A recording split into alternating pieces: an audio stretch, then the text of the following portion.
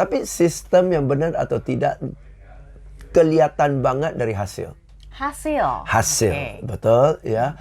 Kalau hasil tidak sesuai dengan yang kita harapkan, secara konsisten tidak sesuai, itu jelas-jelas something is wrong. Okay. Something is wrong, ya. Kita ambil contoh lah Manchester United lah, selalu lah ya, always Manchester United lah, glory Man United ya. Okay. Sebelum Erik ten Hag muncul, Yes. manager demi manager ya, sampai yang manager kelas dunia Louis van Gaal lah ya, sampai terakhir Ole Gunnar Solskjaer. Okey, tapi hasilnya secara umum tidak capai sesuai dengan yang diharapkan, betul kan? Ya. Dan when finally they changed the manager and got Erik ten Hag to come in, the first thing he said was, "Oh my goodness, there is no rules and discipline in Manchester United." Okay. Rule-nya nggak jelas. Dan ini adalah sebelumnya manajer-manajer kelas dunia loh. Manajer-manajer yang sudah lewati pelatih-pelatih yang kelas dunia juga. Okey, anak didikan Alex Ferguson. Tapi tetap rules-nya nggak jelas. Aturan mainnya nggak jelas. Begitu Erik ten Hag masuk, sistemnya ditata rapi. Ya, like you say, aturan mainnya ditata rapi, dibawa ke pemimpinan saya. Ini yang saya mau, ini yang saya nggak mau. Kalau you cocok, ikut. Kalau nggak cocok, keluar, nggak apa-apa. Ya, sampai Cristiano Ronaldo keluar. Karena nggak cocok, nggak ikut sistemnya kan. Look at the results now. Ya, jadi, salah satu indikator bahwa something is wrong adalah secara konsisten tidak capai hasil. Smart Business. Hai Smart Listeners, bicara tentang seluruh aktivitas yang kita lakukan, pasti ada sistem, ada aturan main yang bisa membuat semuanya bisa berjalan dengan baik. Terlebih dalam bisnis ya, ada sistem-sistem yang mungkin harus dilakukan untuk kita bisa achieve target, goal, dan lain sebagainya. So, bagaimana kita melakukan perbaikan dalam bisnis kita? Hari ini kita akan membahasnya secara tuntas dalam podcast bisnis, yaitu Smart Business bersama dengan Mr. James Gwee. Hai Pak James. Hai Audrey, hai Smart Listeners. Senang sekali kita jumpa di podcast kali ini ya. Yes, pastinya kita akan membahas satu topik yang menarik ya Pak James ya. Karena seperti yang kita tahu bahwa dalam bisnis itu butuh sistem ya. Pasti. Untuk bisa berjalan dengan baik dan juga orang-orang yang terlibat dalamnya itu bisa berjalan seiringan gitu ya. Beriringan gitu. Tapi mungkin banyak dari kita yang mungkin sulit untuk mencoba atau beradaptasi dengan sistem yang ada dalam sebuah bisnis. Sebenarnya simpelnya gitu ya, untuk kita tim yang terlibat dalam bisnis itu sebenarnya gimana cara kita untuk bisa beradaptasi atau mungkin ikut inline dengan sistem yang ada? Ini pertanyaannya adalah sistemnya benar atau nggak benar nih. Okay. Kalau sistemnya udah benar ya, dan orang akan dengan senang hati lah ya mengikut sistem. Apalagi kalau dia rasa kalau dia ikut sistem, diri sendiri akan maju gitu ya. Orang akan dengan senang hati ikut sistemnya. Tapi kalau orang lihat rata-rata tahu sistem ini nggak benar ini, bagaimana kita maksa orang berubah menuju ke satu sistem yang nggak benar gitu loh. Sama seolah-olah kita naik kereta dan kereta ini memang tracknya menuju ke tujuan kita pasti dengan senang hati naik kereta itu. Tapi kalau tracknya udah menuju ke juram, masa suruh orang naik kereta itu? Takut juga yang naik ya? Nggak mau, orang nggak bakalan naik gitu loh. So the question is, in the first place, if you want people to be excited and really follow the system, is it the correct system? If it's not the correct system, then it is very difficult to encourage, even excite people to do it. Berarti untuk indikasi sebuah sistem itu bisa tepat atau tidak untuk sebuah bisnis, lihat dari sumber dayanya ya. Apakah excited atau tidak, atau mungkin ada tips lain dari Pak James untuk melihat sistemnya bagus atau tidak? Buat saya bukan lihat dari sumber dayanya. Kadang-kadang sumber daya itu akan ikut sistem yang gampang. Gampang dan kelemahan mereka nggak ketahuan gitu ya. They escape from all those gray areas gitu kan. Tapi sistem yang benar atau tidak kelihatan banget dari hasil. Betul ya. Kalau hasil tidak sesuai dengan yang kita harapkan, secara konsisten tidak sesuai, itu jelas-jelas something is wrong. Something is wrong, ya. Kita ambil contoh lah Manchester United lah, selalu lah ya, always Manchester United lah, glory Man United ya. Sebelum Erik ten Hag muncul, Manager demi manager ya, sampai yang manager kelas dunia Louis van Gaal lah ya, sampai terakhir Ole Gunnar Solskjaer. Okey, tapi hasilnya secara umum tidak capai sesuai dengan yang diharapkan, betul kan? Ya. Dan when finally they changed the manager and got Erik ten Hag to come in, the first thing he said was, "Oh my goodness, there is no rules and discipline in Manchester United." Oke. Rule-nya nggak jelas. Dan ini adalah sebelumnya manajer-manajer kelas dunia loh. Manajer-manajer yang sudah lewati pelatih-pelatih yang kelas dunia juga. Okey, anak didikan Alex Ferguson. Tapi tetap rules-nya nggak jelas. Aturan mainnya nggak jelas. Begitu Erik ten Hag masuk, sistemnya ditata rapi. Ya, like you say, aturan mainnya ditata rapi, dibawa ke pemimpinan saya. Ini yang saya mau, ini yang saya nggak mau. Kalau you cocok, ikut. Kalau nggak cocok, keluar, nggak apa-apa. Ya, sampai Cristiano Ronaldo keluar. Karena nggak cocok, nggak ikut sistemnya kan. Look at the results now. Ya, jadi, salah satu indikator bahwa something is wrong adalah secara konsisten tidak capai hasil. Ya. Tidak capai hasil ya. Dan mungkin kita juga butuh kebesaran hati ya, Pak James ya, untuk mengakui bahwa sistemnya ini nggak tepat gitu untuk kita, dan mungkin kita harus merubah sistem yang ada. Itu gimana Pak James untuk kita bisa switching gitu the system? Ini menarik sekali. Kalau kita lihat ya di manajer sebelumnya, katakan Ole Gunnar Solskjaer, okay? Manajernya sama ya. Dia utak-atik strategi, utak-atik pemain, utak-atik positionnya, dapat pemain baru, tetap hasilnya jelek. Alright? Begitu ganti manajer, dengan perspektif yang berbeda, prinsip yang berbeda, value system yang berbeda, style yang berbeda, background yang berbeda, rombak semua, baru akan ada kemajuan. Jadi, poin saya adalah, kalau benar-benar mau ada kemajuan yang signifikan, sudah harus ganti orang. Ganti orang. Karena orang yang sudah ada, yang secara konsisten tidak bisa membawa hasilnya. Berarti dia sudah keras semua pengetahuannya, semua yang ada di sini sudah diturunkan, tetap tidak berhasil. Masih mau pakai manusia itu?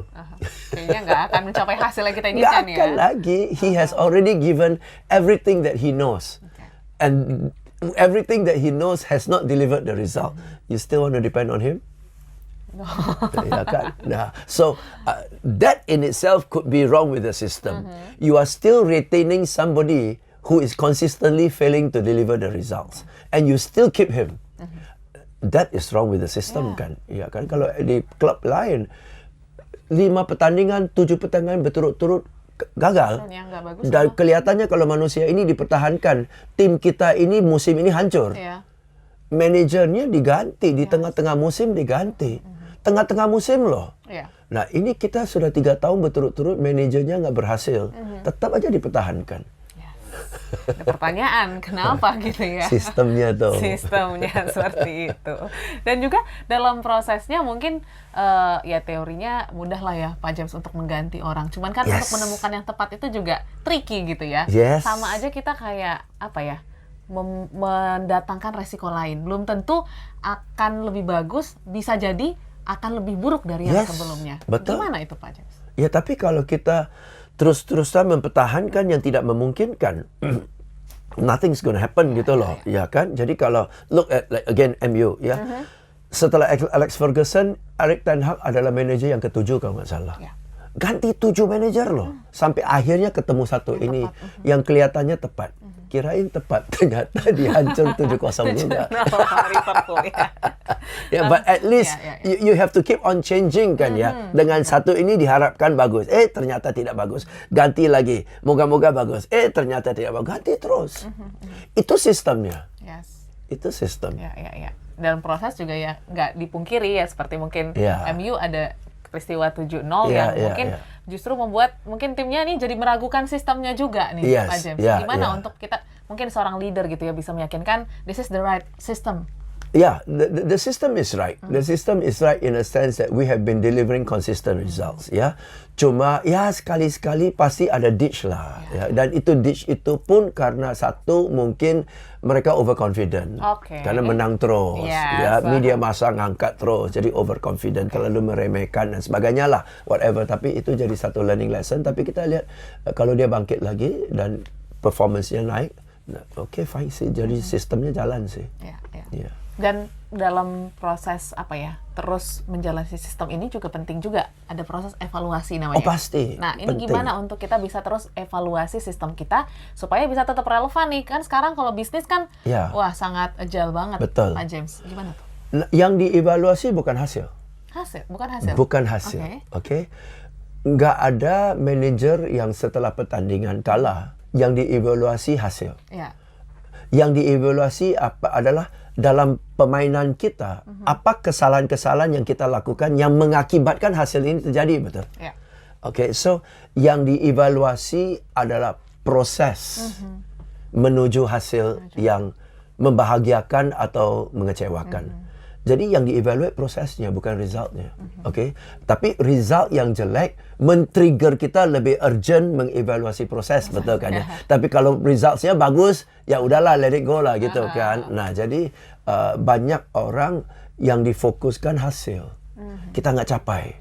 Maka minggu depan lebih giat ya. Minggu depan lebih sungguh-sungguh ya. Minggu depan lebih all out ya. That's not the answer. The answer is yuk kita evaluate apa yang mengakibatkan tim kita secara umum tidak capai target dan apa yang mengakibatkan secara individu mereka tidak capai target. Apakah aktivitinya salah atau aktivitinya sudah betul tapi kuantitasnya kurang, atau aktivitinya sudah betul kuantitasnya bagus tapi kualitasnya, cara penyampaiannya dan sebagainya itu yang kurang. Nah, itu yang dinontonkan waktu mereka evaluasi pertandingan. Nah, lihat tuh. Nah, kamu mestinya waktu dia bawa bola di sini, kamu udah lari ke sana dong. Kok kamu berdiri di sini sih? Nah, itu yang dievaluasi. Jadi si manajer benar-benar lihat gerak-gerik pemainnya di setiap momen dalam pertandingan. Maka manajernya di pertandingan berdiri di samping lapangan loh. Dia nggak pergi kafe minum kopi loh. Ya. Betul kan? Nah, kita ini mau hasil yang bagus, tapi kita nggak evaluate gerakan dan aktivitas action masing-masing dari anggota tim. Tapi kalau hasilnya jelek, kita teriak. Proses yang dievaluasi, ya, sampai nonton dari 3-4 kamera, slow motion di sini, slow motion di sana. Mereka analisa gerakannya. Setelah mereka udah sadar kesalahannya, baru itu diterjemahkan menjadi latihan di lapangan besok. Baru minggu depan pertandingan. That's how they improve. Oke, itulah ya. Jadi harus leader juga harus bisa melihat secara langsung bagaimana movement yang dilakukan oleh tim ataupun mungkin staffnya gitu ya, yang bekerja di lapangan.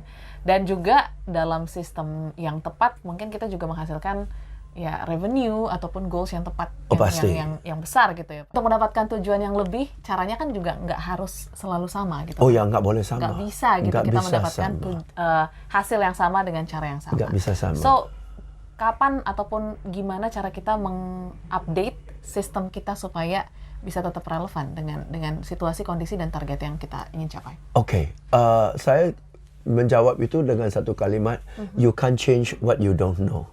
Okay, you can't change what you don't know. Jadi kalau sebagai atasan, pengetahuannya, wawasannya tidak ada yang baru, apa yang mau di-change?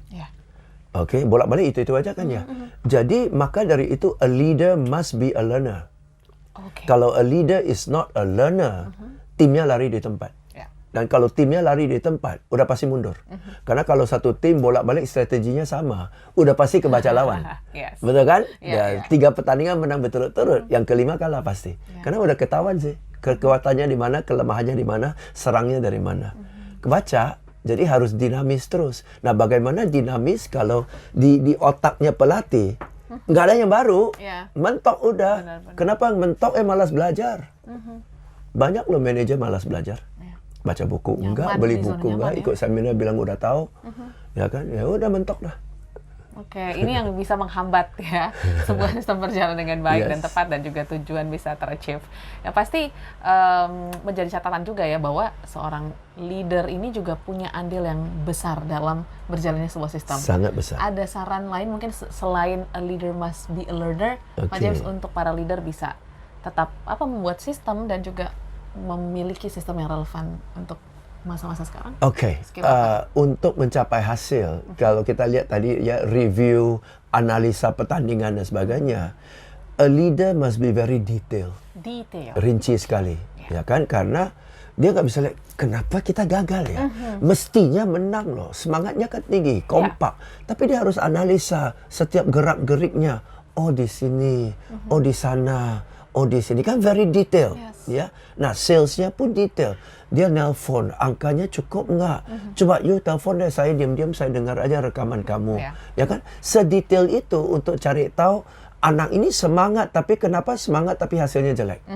Nah itu harus rinci banget. Ya, dan kembali kita pernah bahas ya, leader harus ada passion untuk mengembangkan orang kan. Kalau enggak bakalan I put in the effort to help you to improve to get a better result. Nggak bakalan. Oke, jadi catatan ya untuk para leader harus lebih detail dan juga mau belajar banyak hal sehingga banyak point of view lain yang bisa membuat goals dan juga sistem kita tepat dan efektif. Terima kasih Pak James, insight-nya cukup singkat dan juga mungkin bisa diterapkan di masing-masing bisnis kita. Kita akan jumpa di lain waktu dengan topik-topik yang menarik. Audrey dan Pak James pamit, sampai jumpa dan sehat selalu untuk Anda. Smart Business.